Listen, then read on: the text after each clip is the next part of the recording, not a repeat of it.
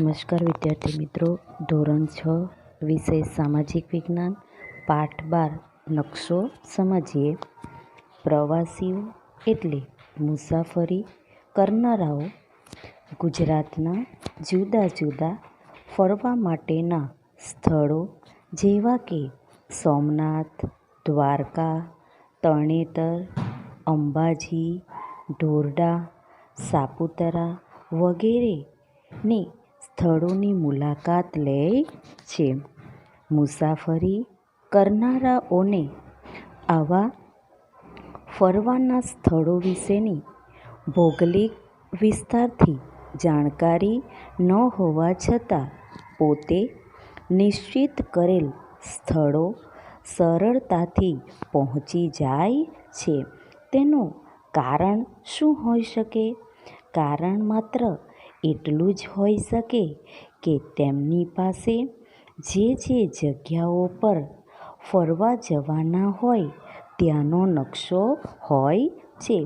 તેઓ નકશામાંથી વાંચન કરીને પોતાના જે ફરવાલાયક સ્થળ અંગેની માહિતી પ્રાપ્ત કરી શકે છે. વર્તમાન સમયમાં પ્રવાસ ઉપરાંત બીજા અનેક પ્રકારના હેતુઓ માટે નકશો ખૂબ જ ઉપયોગી બની ગયા છે. આજે તો વિજ્ઞાનની નવી ટેકનોલોજીના કારણે વિશ્વમાં GPS, G એટલે ગ્લોબલ, P એટલે પ્રોસેસ અને S એટલે સિસ્ટમની મદદ વિશ્વના કોઈ પણ સ્થળો સુધી પહોંચી શકાય છે.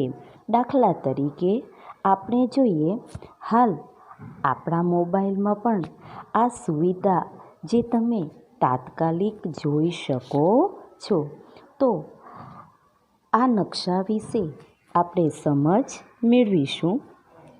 પૃથ્વીનો ગોળો પૃથ્વીનો અભ્યાસ કરવા માટે ઉપયોગી છે, પણ જ્યારે આપણે ખંડ, દેશ, રાજ્ય, જિલ્લા, તાલુકા, શહેર કે ગામનો અભ્યાસ જો કરવો હોય તો નકશો વધારે ઉપયોગી બને છે. હવે શબ્દનો અંગ્રેજી પર્યાય મેપ છે, એટલે કે આ નકશાનો અંગ્રેજી પર્યાય છે મેપ. આ મેપ શબ્દ એ મૂળ લેટિન ભાષાનો શબ્દ મેપા મુન્ડી પરથી અપ્રભ્રંશ એટલે ભૂલી જઈને મેપ શબ્દ બન્યો છે. આ મેપનો અર્થ હાથમાં રાખી શકાય તેવો કાપડનો ટુકડો એવો થાય છે. સામાન્ય અર્થમાં નકશો એટલે પૃથ્વીની સપાટી અથવા તેના કોઈ એક ભાગના સપાટ કાગળ પરના આલેખને નકશો કહેવાય છે. આ પ્રશ્ન આપણને એક વાક્યમાં પૂછાય કે આલેખન નકશો કોને કહેવાય? મોટા વિસ્તાર ધરાવતા પ્રદેશની ઘણી બધી વિગતોને નકશામાં સમાવેશ કરી શકાય છે. નકશાપોથીના નકશો, જેને અંગ્રેજીમાં એટલાસ મેપ કહેવાય છે, પૃથ્વી અને તેના વિશાળ ભાગની એકથી વધારે વિગતો દર્શાવતા નકશાના સમૂહને નકશાપોથી કહે છે. મિત્રો, આ પ્રશ્ન પણ આપણને પૂછાય કે નકશાપોથી કોને કહેવાય? આ નકશાપોથીમાં રાજકીય, વહીવટી, પ્રાકૃતિક અને સાંસ્કૃતિક વિગતો દર્શાવવામાં આવતી હોય છે. નકશાની મદદથી જે તે પ્રદેશની સંપૂર્ણ એટલે બધી જ વિગતો જાણી શકાય છે. નકશા દ્વારા જુદા જુદા પ્રદેશની મહત્વની વિગતો જેવી કે પ્રાકૃતિક. હવે પ્રાકૃતિકમાં કોનો સમાવેશ થઈ શકે? તો પર્વત, ઉચ્ચ પ્રદેશ, મેદાન, નદી, સરોવર વગેરે. અને સાંસ્કૃતિકમાં પરિવહન, ઉદ્યોગો, ખેતી, સિંચાઈ વગેરે દર્શાવી શકાય છે. હવે પ્રાકૃતિક અને સાંસ્કૃતિક આ બંનેમાં અલગ અલગનો સમાવેશ થઈ શકે છે. હવે પ્રાકૃતિક એટલે કુદરત તરફથી, સાંસ્કૃતિક હવે પરિવહન ઉદ્યોગો આ શું થયું છે? માનવી દ્વારા વિકસાવવામાં આવ્યા છે.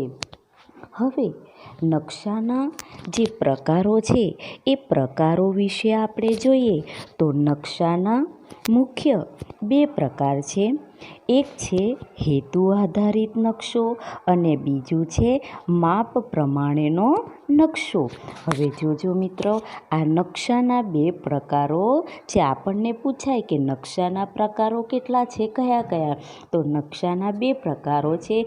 એક છે હેતુ આધારિત નકશો, બીજું છે માપ પ્રમાણે નકશા. હવે આપણે સૌથી પહેલાં હેતુ આધારિત નકશાનો ખ્યાલ મેળવીશું.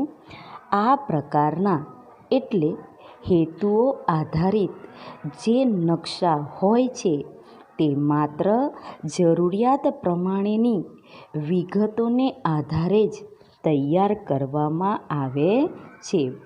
હેતુઓને ધ્યાનમાં રાખીને તૈયાર થતા નકશાને તેમાં દર્શાવતી પ્રાકૃતિક અને સાંસ્કૃતિક વિગતોને આધારે બે વિભાગમાં વર્ગીકૃત કરવામાં આવ્યા છે. હવે બે જે વર્ગીકૃત કરવામાં આવ્યા છે, એક છે પ્રાકૃતિક નકશામાં અને બીજું છે સાંસ્કૃતિક નકશામાં. આ બંને વિશે આપણે માહિતી મેળવીશું. સૌથી પહેલાં આપણે જે હેતુ આધારિત છે એ જ નકશાની માહિતી મેળવી રહ્યા છે. તો એમાં પહેલો મુદ્દો છે પ્રાકૃતિક નકશો. કુદરત એટલે ભગવાન નિર્મિત વિગતોનું આલેખન કરતા નકશાઓને આપણે પ્રાકૃતિક નકશો કહીએ છીએ. એટલે ઈશ્વર તરફથી મળેલ વિગતોનું આલેખન કરતા નકશાને પ્રાકૃતિક નકશા કહેવાય છે. આ સવાલ પણ આપણને એક વાક્યમાં પૂછાય કે પ્રાકૃતિક નકશા કોને કહેવાય? આ પ્રાકૃતિક નકશામાં પૃથ્વીના પ્રાકૃતિક ભૂમિ સ્વરૂપો જેમ કે પર્વત, ઉચ્ચ પ્રદેશ, મેદાન, નદીઓ, મહાસાગરો વગેરે દર્શાવવામાં આવે છે. વન્ય પ્રાણીઓ, વનસ્પતિ, જંગલો, ખનિજ વગેરેનું વિતરણ દર્શાવતા નકશાઓ પ્રાકૃતિક નકશાના ભાગ છે. હવે આ જ પ્રાકૃતિક નકશાના પણ કેટલાક પેટા વિભાગો પણ પાડવામાં આવ્યા છે. હવે આપણને સવાલ એવો પૂછાય કે પ્રાકૃતિક નકશાના પેટા વિભાગો કેટલા છે અને કયા કયા? તો પ્રાકૃતિક નકશાના 3 પેટા વિભાગ છે. એમાં પહેલું છે ભૂપૃષ્ઠના નકશા, બીજું હવામાન આબોહવાના નકશા અને ત્રીજું છે ખગોળીય નકશા. તો સૌથી પહેલાં આપણે ભૂપૃષ્ઠના નકશા વિશેનો ખ્યાલ મેળવીએ. આ ભૂપૃષ્ઠના નકશામાં પર્વતો, ઉચ્ચ પ્રદેશો, મેદાનો, જળ પરિવાહ વગેરે દર્શાવેલ હોય છે. બીજું હવામાન આબોહવાના નકશા. કોઈ પણ સ્થળ કે પ્રદેશના હવામાન આબોહવાના તત્વો, તાપમાન, વરસાદ, પવનો વગેરેની માહિતી દર્શાવે છે. હવે આપણે જ્યારે સમાચાર જોતા હોઈએ તો એ સમાચારના અંતે આપણને હવામાન વિશેની આગાહીઓ અપાતી હોય છે કે ક્યાંનું કેટલું વાતાવરણ ઠંડીનું છે, કેટલું ગરમીનું છે, આ આપણે જોતા હોઈએ છે. ક્યાં કેટલો વરસાદ પડ્યો. હવે ત્રીજો મુદ્દો છે ખગોળીય નકશા. જ્યારે ખગોળીય નકશામાં ગ્રહો, ઉપગ્રહો, આકાશગંગા, નક્ષત્રો વગેરે અવકાશી પદાર્થોની માહિતી આપતા નકશાને ખગોળીય નકશા કહે છે.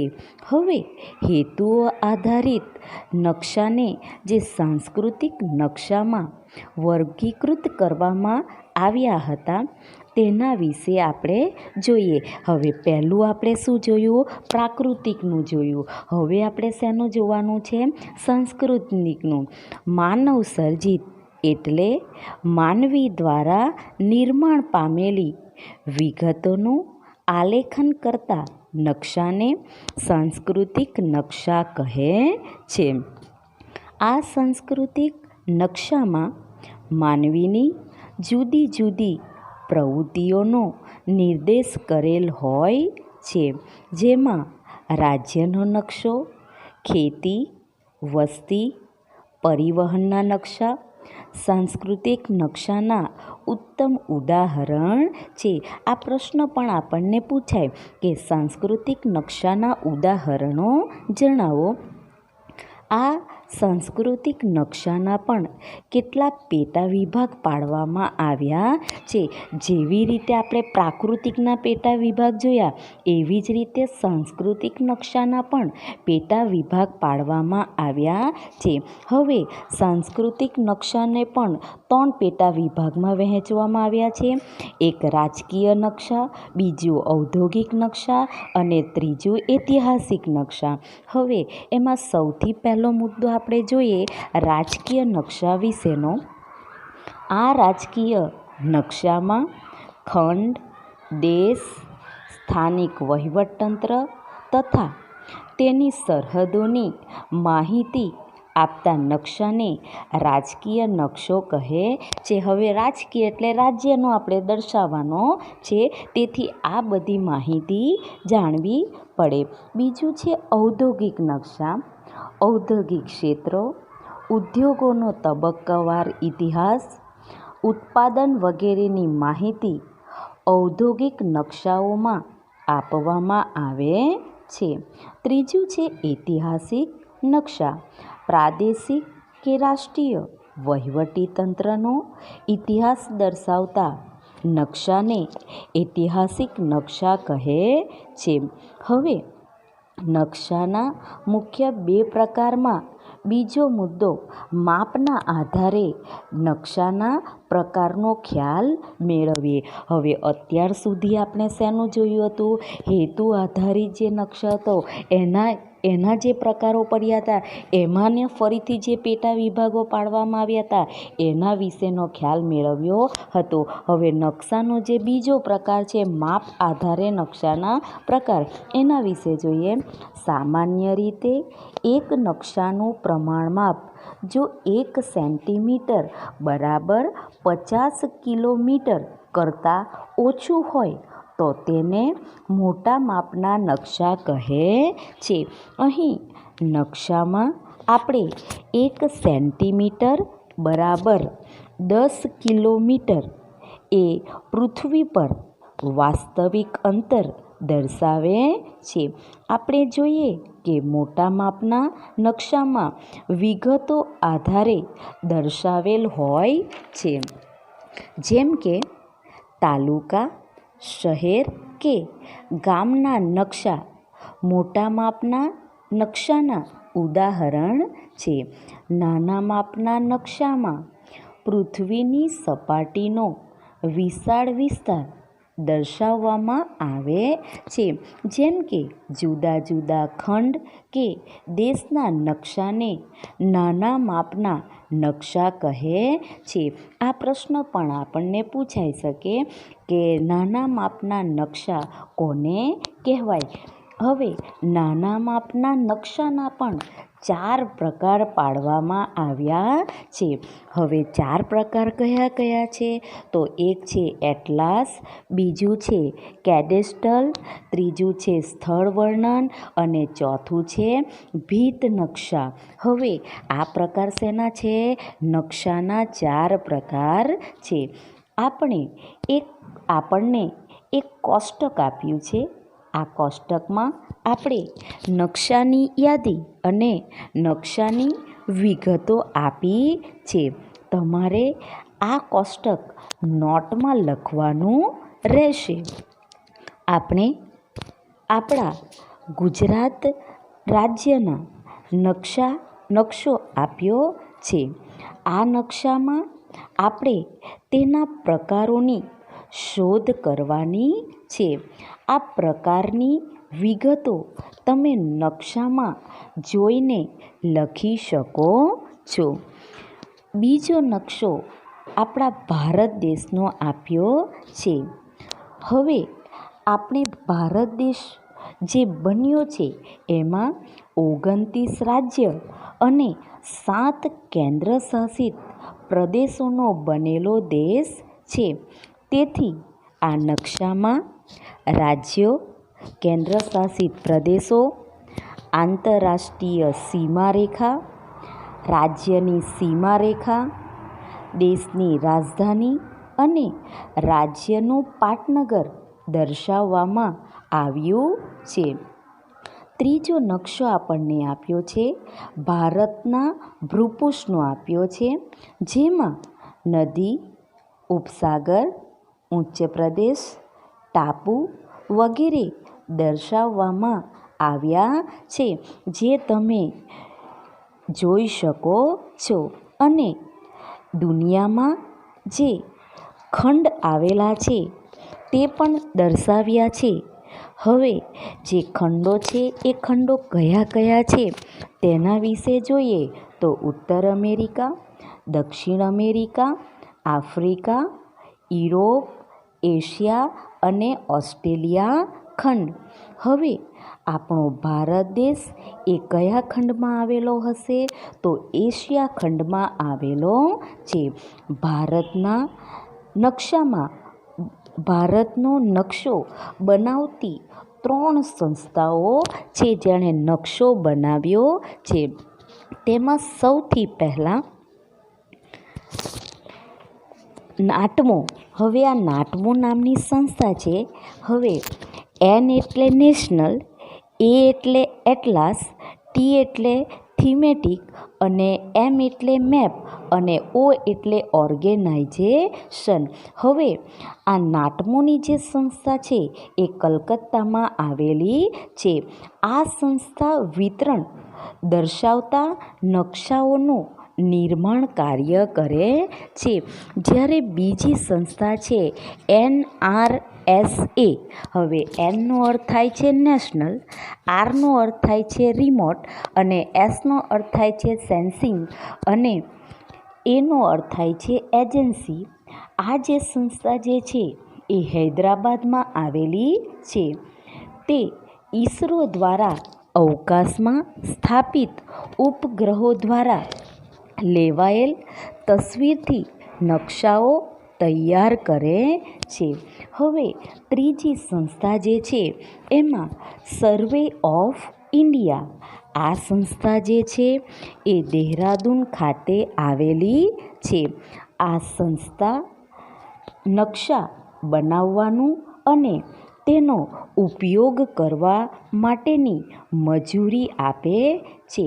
આપણા પાઠ્યપુસ્તકના નકશા દ્વારા આ સંસ્થા દ્વારા પ્રમાણિત કરવામાં આવ્યું છે. મિત્રો, આપણને જે જુદા જુદા કોષ્ટકો દર્શાવ્યા છે એ તમારે નોટની અંદર પૂર્ણ કરવાના રહેશે. હવે આપણે જોઈએ કે નકશો માત્ર આટલા જ માટે ઉપયોગી નથી, પરંતુ જુદા જુદા સ્થળોએ જો શોધકામ પણ કરવામાં આવ્યું હોય તો એ શોધકામના ઉપયોગ માટે પણ આપણે જોઈ શકીએ છીએ. દાખલા તરીકે આપણે જોઈએ કે આપણે CID જોતા હોઈએ છીએ.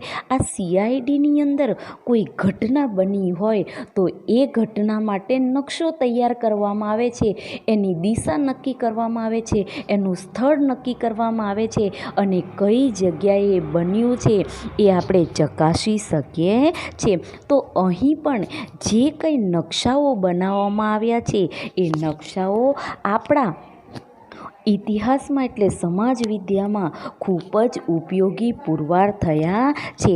આપણે જોઈએ કે અગર આપણી સ્કૂલની અંદર પણ જુદા જુદા નકશાઓ દ્વારા આપણને નદીઓ દર્શાવવામાં આવી હોય છે, ત્યારબાદ જે સરોવરો હોય, જે ખંડો હોય એ પણ આપણને દર્શાવવા જોવા મળતા હોય છે.